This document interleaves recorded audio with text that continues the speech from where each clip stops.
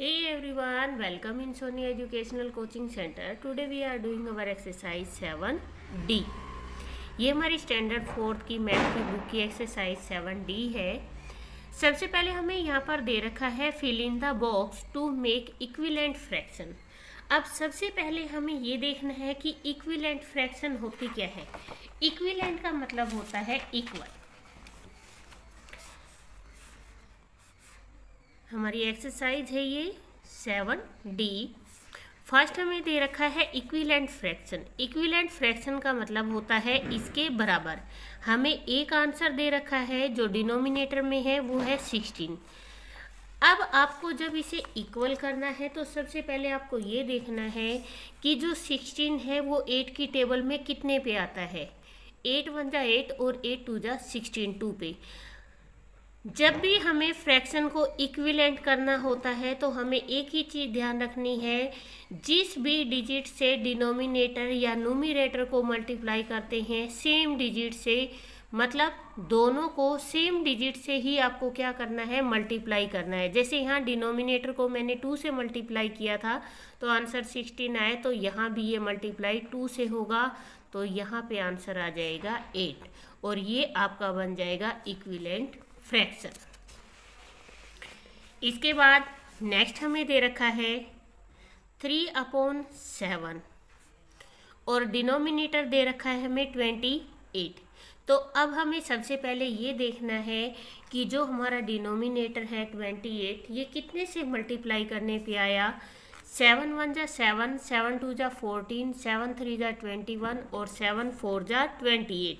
It means ये हमने 4 से मल्टीप्लाई किया है तो हम न्यूमरेटर को भी 4 से मल्टीप्लाई करेंगे और यहाँ पे आ जाएगा 3 4 जा 12 और आपका आंसर आ जाएगा 12/28।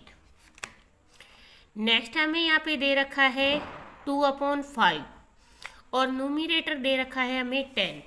अब आपको ये देखना है कि 2 की टेबल में 10 कितने पे आया। ये आया हमारा 5 पे। इट मीन्स अगर ये 5 से मल्टीप्लाई था तो ये भी आपका किससे मल्टीप्लाई होगा, 5 से। 5 5 जा 25। इसके बाद नेक्स्ट हमें दे रखा है 8/7 और यहाँ न्यूमरेटर दे रखा है हमें 32। 8 की टेबल में आता है 4 पे 32, तो इट मीन्स ये भी 4 से मल्टीप्लाई होगा और ये आपका आ जाएगा 28। ये आपका आंसर आ गया। तो इट मीन्स हम यहाँ पे फिलअप करते हैं इसको।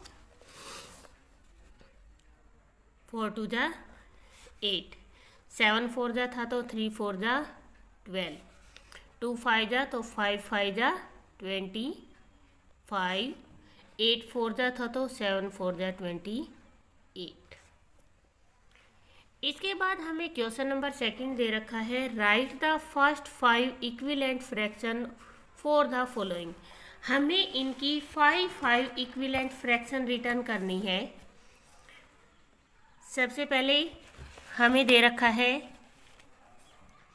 6/12। इनकी स्टार्टिंग की तो हम 2/2 से मल्टीप्लाई करेंगे, 3/3 से मल्टीप्लाई करेंगे, 4/4 से मल्टीप्लाई करेंगे, 5/5 से। हमें लिखनी है 5 तो 1 2 3 4 और नेक्स्ट हमारी आएगी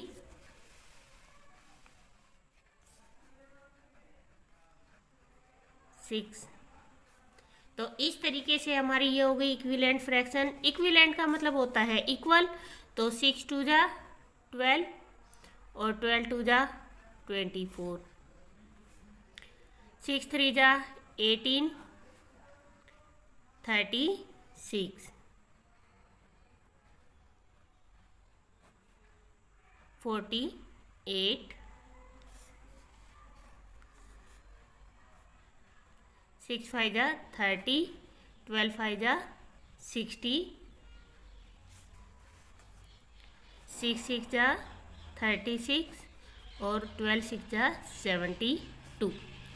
अब हमारी इक्विवेलेंट फ्रैक्शन हो गई 6/12 की 1224,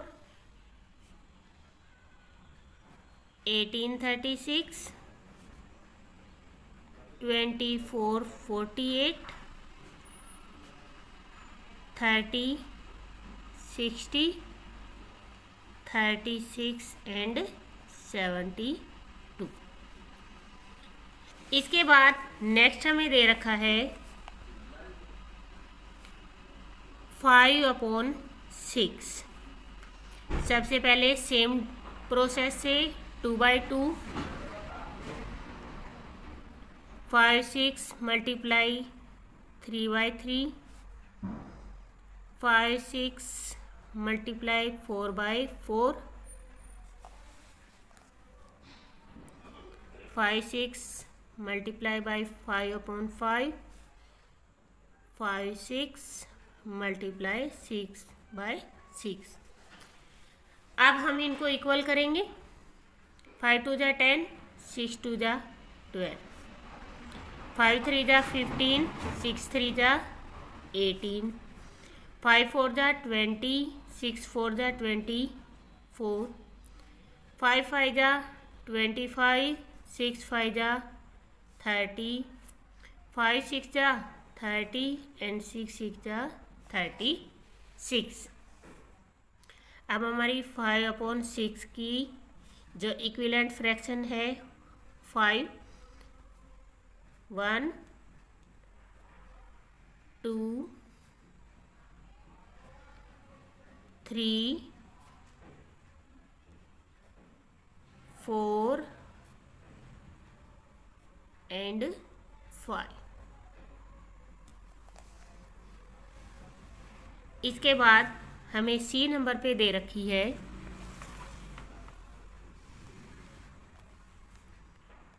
3/6, 2/2,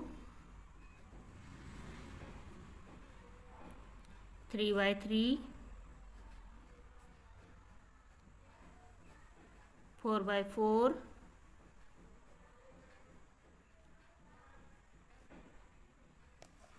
5 5, 3 6, 6/6, 3 2 जा 6, 6 2 जा 12, 3 3 जा 9, 6 3 जा 18, 3 4 जा 12, 6 4 जा 24, 3 5 जा 15, 6 5 जा 30, 6 3 जा 18 एंड 6 6 जा 36। अब यहाँ पे 3/6 की इक्वल फ्रैक्शन हो गई 6 9 12 15 30 एंड 18 36।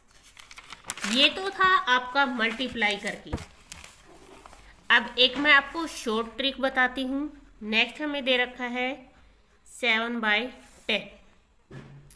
अगर आपको बिल्कुल डायरेक्ट और सिंपल वे से करनी है तो यहाँ पे हम 7 की टेबल लिखेंगे। 7 2 जा 14, 7 3 जा 21, 7 4 जा 28, 7 5 जा 35 और 7 6 जा 42।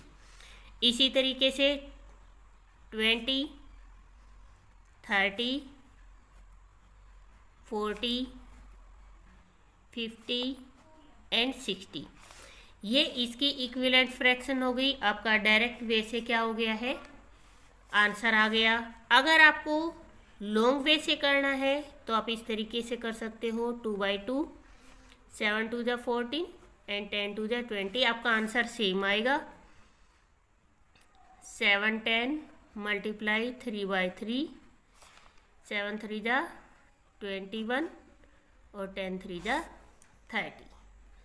इसके बाद 7 10 multiply 4/4, 28 and 40, 7 10 35 and 50, 7 10 multiply 6/6 42 and 60। अगर इस तरीके से करते हो तो ये आपका शॉर्ट मेथड है, और इस तरीके से करते हो तो ये है आपका लॉन्ग मेथड। आप दोनों ही तरीके से कर सकते हो। नेक्स्ट हमें दे रखा है 2/5, 2/2, 4 and 10, 2/3 and 3, 6 and 15,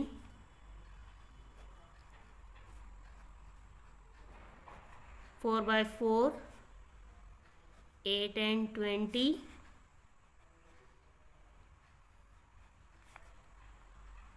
5 and 5, 10 and 25,